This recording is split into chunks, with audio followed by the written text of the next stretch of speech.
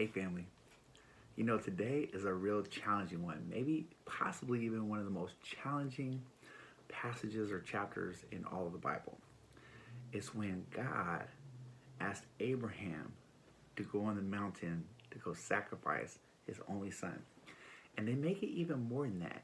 It wasn't just that it was only son because he had another son, but this was his only son that God gave the promise to. This is the one who God had promised and made the covenant and said, by your seed, I'm going to make nations and all nations will be blessed by you. This was the only son. This was the one.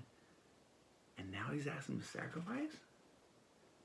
But Abraham, for me, that would be hard, right? For you, maybe that'd be hard if God said, hey, I want you to sacrifice your kid. You'd be like, what do you mean? God? Like, wait. Especially if you promised this one to me. But Abraham was faithful. And he just didn't even question God. He said, okay. Now, I can't imagine what's going on through his mind. He's like, but this one you promised me, God, it's like my only son. We waited, like, I'm so old, and it was a miracle, and now you're taking it away.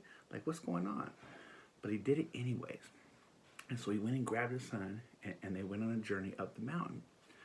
Now, his son, he knows that they're going to make a sacrifice, but as we see in chapter 22, verse 7, he says, and Isaac said to his father Abraham, my father, he said, here I am, my son. He said, behold the fire and the wood, but where's the lamb for the burnt offering? He's like, look, I see the fire, I see the wood, we sell the ingredients, you got your knife, hey, where's the sacrifice at? Abraham said in verse 9, this is important. Abraham said, God will provide for himself the lamb for a burnt offering, my son. So both of them went together. He said, God will provide. So Abraham goes and takes him. He straps him up and everything. And I can just imagine the son thinking it. But his son was even like, hey, you know what? He followed with it too. Like he blind faith. Like he's like, we don't understand it, but we're just going to do it.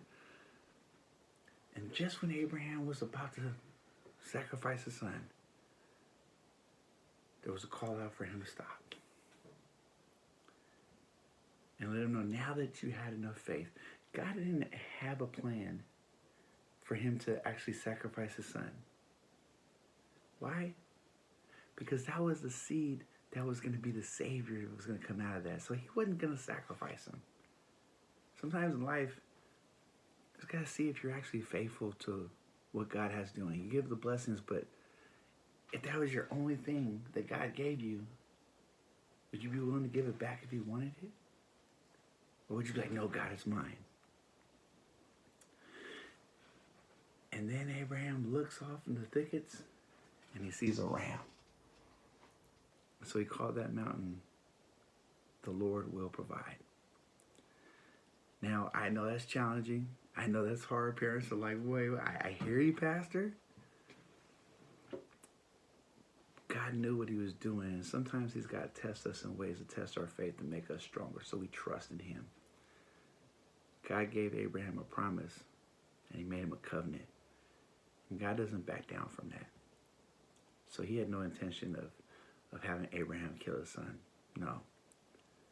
He wanted to strengthen Abraham's faith and his son's faith so they can keep doing what God's called them to do, because from that seed, all nations were going to be blessed, and it was all part of his sovereign plan. All right, family, you guys have a blessed day.